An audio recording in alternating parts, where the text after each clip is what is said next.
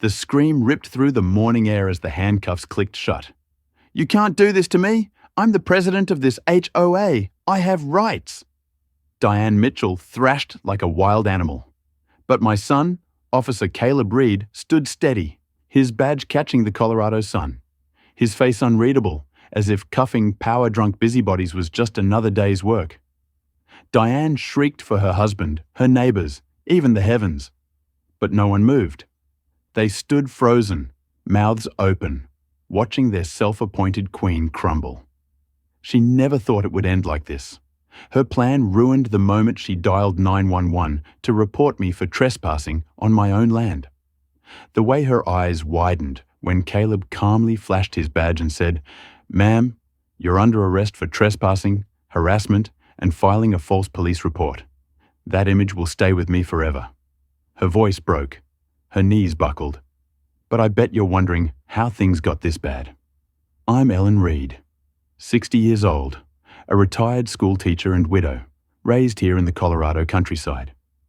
When my husband Ben passed, the city felt like a cage, too loud, too empty, too full of sad stares. I needed space, air, the land my family had kept for 3 generations. My grandfather built the barn. My father raised cattle. I chased fireflies through these fields. So I loaded a moving truck and came home. But Crestwood Estates waited for me. While I was gone, this homeowners association had popped up like weeds, slapping a fancy name on simple ranch land. My property sat just outside their boundary, but that didn't stop Diane Mitchell, the HOA's self-crowned queen. Mid-50s, sharp blonde bob, white Mercedes, clipboard like a weapon. She patrolled the dirt roads as if they were castle walls. The day I arrived, dragging garden supplies from the truck, she rolled up. "Excuse me, are you lost?" she said, eyes narrow behind her sunglasses. This is my ranch. I'm moving back." She blinked. "This is Crestwood Estates. You need HOA approval." "My land's outside your reach," I smiled. I checked the county maps. Her smile faded. "We'll see." That was the beginning. She made it her mission to drive me out. Noise complaints when I ran the chainsaw. Health violations for keeping chickens. A petition claiming my red barn clashed with the neighborhood's natural palate. She even spray-painted "Leave" across my garage door. No proof, but I repainted it, humming old gospel tunes. Caleb wasn't as patient. "Let me file charges, Mom. You deserve peace." But I waved him off. "Not yet. I can handle her." Then she went too far. One morning, 3 squad cars pulled up, lights flashing. An officer stepped out. "Ma'am, we got a report of a squatter on HOA property." "A squatter?" I laughed. Diane stood by the road, grinning. "She's trespassing. I have documents." I showed my deed, title, ID, all legal, all solid. The cops looked, nodded. Then Caleb's SUV screamed up. He stepped out, calm, crisp uniform. "What's going on?" he asked. "Possible trespassing," the cop said. Caleb turned to Diane. "You made this report?" She didn't recognize him. "Yes." "She's squatting here." Caleb flipped his badge. "Officer Reed, Sheriff's Department. You're under arrest for harassment, trespassing, and filing a false report." Her face cracked. "You're her son?" And then she screamed. As Caleb cuffed her, Sylvia, the neighbor who once brought me pie, stepped forward with a folder. Caleb flipped through the papers. "Mom, look at this." Inside, forged HOA complaints in my name. Dozens. False signatures. Fake violations. "I didn't sign these," I said. Sylvia swallowed. "Diane said they were real. She made me carry them." "Clubhouse basement?" Caleb asked. Sylvia nodded. "Files, cameras, everything. She filmed the neighbors. Blackmail stuff. I swear I didn't know." "You'll give a statement?" She nodded fast, eyes wide. They loaded Diane into the cruiser. She shrieked, "This isn't over, Ellen. You don't know who you're up against." But I stared her down. "You didn't build this place, Diane. You poisoned it." The cars rolled away. Caleb sipped tea with me on the porch that night.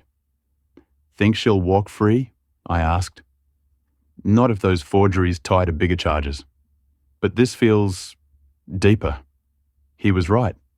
The next morning, a letter in my mailbox, no return address. Leave now or it gets ugly. I gave it to Caleb. Evidence. We changed locks, put up cameras. Got Bear, a German shepherd from the shelter. He took to the ranch like he was born here. 2 nights later, Bear woke me, growling. I peeked out. 3 shadows near the barn. I called Caleb. They're here, trying to break in. Stay inside, Mom, I'm coming. But I grabbed Bear's leash and slipped outside.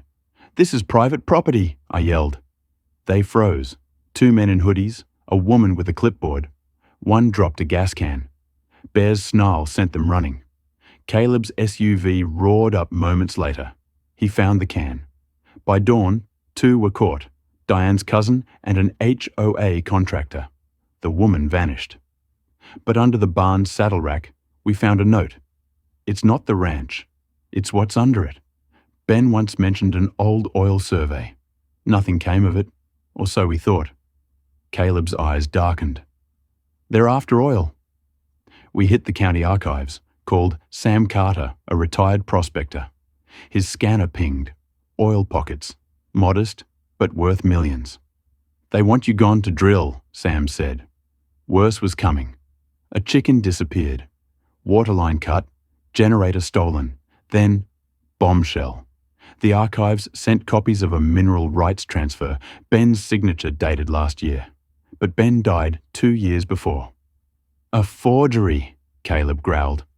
The buyer, Crestwood Ventures LLC, owned by Nathan Hall, Diane's silent partner. They weren't pushing me out. They were stealing the land on paper. We need proof, Caleb said. So I invited Sylvia for tea. Asked gently. Diane said you were sitting on a fortune. Said if you didn't leave, she'd dig up ghosts. Caleb, wired in the next room, had enough. A warrant hit the HOA office. They found forged deeds, a fake notary stamp, drill site blueprints, 4 board members, all in on it. But that night, Caleb called. Records office was hit. Someone tried to burn the land files. Who? Sylvia? I gasped. The pie-bringing neighbour owned 3% of Crestwood Ventures. No pawn, a partner. The HOA crumbled. Diane, Nathan, Sylvia, all charged. But then, a note on Bear's collar. Back off, or the next one's real, I snapped. Pored over every file. Caleb spoke quietly. DA's building a conspiracy case. Fraud, arson, false reports, offshore accounts, $700,000 ready for drilling. FBI's joining. It's federal now. Then the call came. A developer offered $2.1 million for the ranch. No name, no caller ID. Who sent you? I asked. Silence. A burner phone. Say no twice, Sam warned, and they'll send worse than threats. We said no. The FBI set a trap. Sunday, mid-afternoon. My phone died, no signal. The agents' radios, static. They're jamming us, Caleb said. 3 black SUVs crested the hill. 6 masked men. 1 with a bullhorn. Ellen Reed, sign over the rights or else, Caleb whispered. They don't know we're ready. FBI agents burst from haystacks. Drop your weapons! Gunfire lit the air. Wood splintered. Bullets tore the porch rail. A masked man ran for the barn with a detonator. Caleb! I screamed. He tackled him. The device skidded free. An agent grabbed it. It's live! But disarmed in time. Inside the bomber's pack, a forged death certificate for me. A forged deed. Plans to blow the barn. To erase me. Caleb pulled a USB from the bag. It's more than oil, Mom. Look. Dozens of names. Elderly ranchers across 3 states. All sitting on oil or lithium. I was only the first. And the man behind it all? Paul Grayson. Ben's best friend. Our wedding's best man. Caleb's godfather. He ran Crestwood Ventures. Forged the papers. Paid the threats. When the FBI caught him at his cabin burning files, he smiled. It's just business. He got 22 years. Diane, 7. Sylvia disappeared into witness protection. The state passed the Reed Land Act, protecting small ranches. But then they found lithium. Millions, the official said.